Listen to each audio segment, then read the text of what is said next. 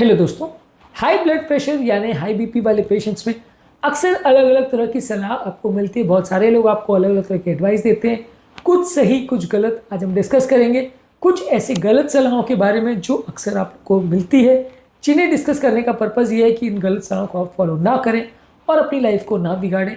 ये इस टॉपिक का सेकेंड पार्ट है। फर्स्ट पार्ट में कुछ मिसकंसेप्शन, मिथ्स या रॉन्ग एडवाइसेस पर हमने बात करी थी। आज उसी डिस्कशन को कंटिन्यू करेंगे और कुछ और मिसकंसेप्शंस या मिथ्स पर बात करेंगे। टॉपिक पर जाने से पहले जो लोग हमारे चैनल पर नए हैं उन्हें रिक्वेस्ट करूँगा कि चैनल को सब्सक्राइब करें, वीडियोस को लाइक करें, शेयर करें, फॉलो करें, कमेंट करें, पूरा देखें। टॉपिक इंपॉर्टेंट है, एंड तक देखिएगा। चलिए शुरू करते हैं पॉइंट। सबसे पहला, कुछ लोग को लगता है कि हर बीपी की मेडिसिन सेम है। At the end of the day दवा का पर्पज़ ये है कि बीपी कम होना चाहिए, चाहे कैसे भी हो, इससे कोई फर्क नहीं पड़ता। ऐसा नहीं है। हर अलग अलग व्यक्ति की अलग अलग रिक्वायरमेंट्स होती है, बॉडी की अलग अलग बीमारियों के हिसाब से उसकी दवाइयाँ कौन सी उसके लिए अच्छी है, कौन सी बुरी, इसका निर्धारण होता है। अगर हम हर व्यक्ति को एक ही तरह की दवा देने का प्रयास करेंगे तो ये गलत होगा। कई पेशेंट्स में, डायबिटिक पेशेंट में एसी इनहिबिटर्स या आरबीज बेटर रहते हैं, कई माइनॉरिटी कम्युनिटीज़ में कुछ और दवाइयाँ बेटर रहती है, कई जगह पे कैल्शियम चैनल ब्लॉकर्स बेटर रहती है। कई लोग को अगर हार्ट फेलियर होता है तो वहाँ आर्नी देना पड़ता है या इलेक्ट्रॉन देना पड़ता है। तो ये दवाइयाँ अलग अलग केस में वेरी करती है। ब्लड प्रेशर की चॉइस जो है, क्या पेशेंट की प्रॉब्लम्स है उस पर डिपेंड करता है, ना कि इस पर कि एक दवा आप सबको दे दोगे तो ब्लड प्रेशर कंट्रोल हो जाएगा। ऐसा नहीं है। यहाँ पे टारगेट सिर्फ ब्लड प्रेशर को कंट्रोल करना नहीं है, यहाँ पेशेंट की प्रॉब्लम्स को कम करना है, उसके मृत्यु दर को कम करना है, उसके हार्ट फेलियर को कम करना है। और इस मामले में एक ब्लैंकेट स्टेटमेंट सबके लिए सूटेबल है, ऐसा नहीं है।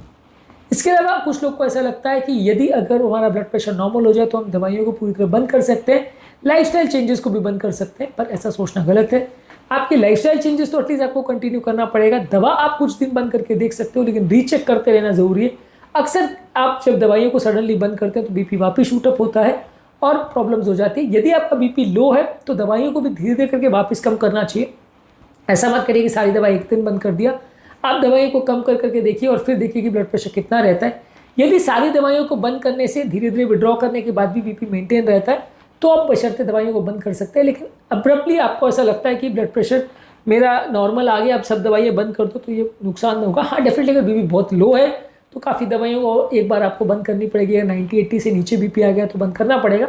लेकिन अगर मान लीजिए आपका 160 बीपी था और 120 आ गया और आपने सब दवाइयाँ बंद कर दी तो बीपी वापस 160 हो जाएगा। और कई बार ऐसा भी हो सकता है कि 160 के बदले वो 200 चला जाए, जो कि जानलेवा हो सकता है। तो इसके लिए आपको ब्लड प्रेशर की दवाइयों को सडनली बंद नहीं करना है और साथ में खासकर लाइफस्टाइल चेंजेस को भी बंद नहीं करना है, उसको कंटिन्यू रखना है और दवाइयों को धीरे धीरे करके बंद करना है ताकि बीपी सडनली ना बढ़े। इसके अलावा कुछ लोग आपको ये बोलते हैं कि यार ब्लड प्रेशर के लिए स्ट्रेस या मेंटल टेंशन ही सबसे बड़ा कॉज है, रिलैक्स करो बीपी अपने आप ठीक हो जाएगा। ऐसा नहीं है। स्ट्रेस डेफिनेटली एक फैक्टर जरूर है जिस पर ब्लड प्रेशर डिपेंड करता है, लेकिन वो एक ही फैक्टर है और सारा बीपी उस पर ही डिपेंड करता है। ऐसा सोचना गलत है। अगर आप एक ही फैक्टर को कंट्रोल करके सोचते हो कि आपका बीपी कंट्रोल हो जाएगा तो गलत है।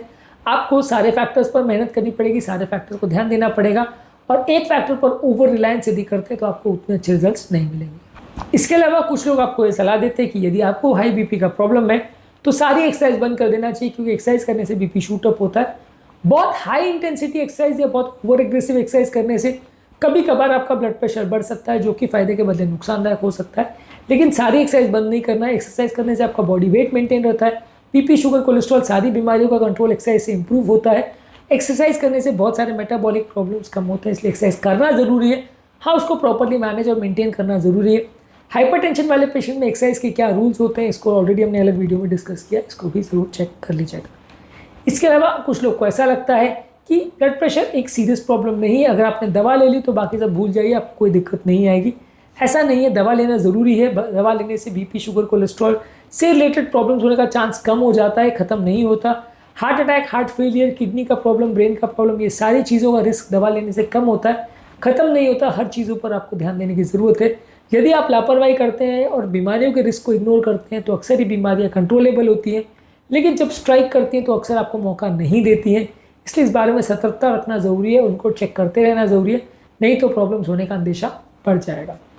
इसके अलावा कुछ लोग आपको सलाह देंगे कि यदि आपको हाई बीपी का प्रॉब्लम है तो चाय पीना बंद कर दीजिए, कैफीन से बीपी बढ़ता है।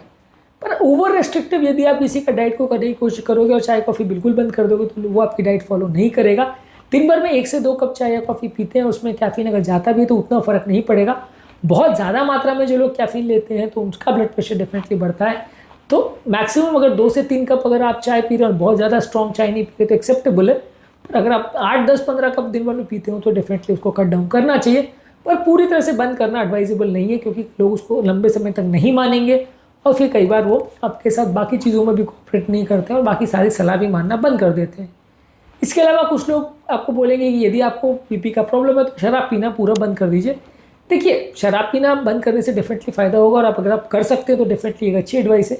लेकिन कई बार लोग नहीं कर पाते, खासकर जिनको अल्कोहल एडिक्शन होता है, तो वो आपकी सलाह को मानते रहें। इसके लिए कट डाउन करने की बात करिए, धीरे धीरे करके कम करने की बात करिए। यदि कर सकता है बंद तो बंद करने में भलाई है, लेकिन पूरी तरह से बंद ना कर सके वैसे पेशेंट को ओवर फोर्स करने की कोशिश करेंगे तो वो आपकी बाकी सलाह भी नहीं मानेगा। इसलिए थोड़ा सा उनको प्रॉपर समझा करके धीरे धीरे करके कट डाउन करें तो कई बार ज़्यादा फायदा होता है।